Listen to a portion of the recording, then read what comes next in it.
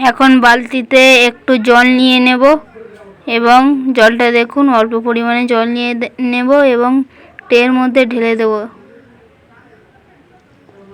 যাতে ওই জায়গাটা হালকা নরম হয়ে যায়। এবং হাত দিয়ে একটা নিশানা বানিয়ে নেব, একটা কাঠ নেব এবং তার মধ্যে হোল করব।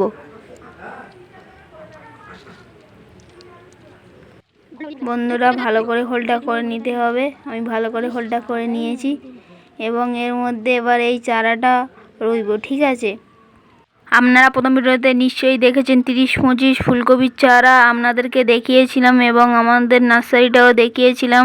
তার সঙ্গে সঙ্গে দেখিয়েছিলাম একটি আমি ফুলকপির চারা কেমনভাবে তুলেছি, ঠিক আছে। ওই বলেছিলাম এই চারাটা আমি নেক্সট ভিডিওতে রুইব, এই রোয়ার ভিডিও আপনাদের কাছে দিয়ে দিলাম এবং আপনারা এইভাবেই পুরো চাষের মাটিতে আপনারাও রুইতে পারবেন। এই প্রসেস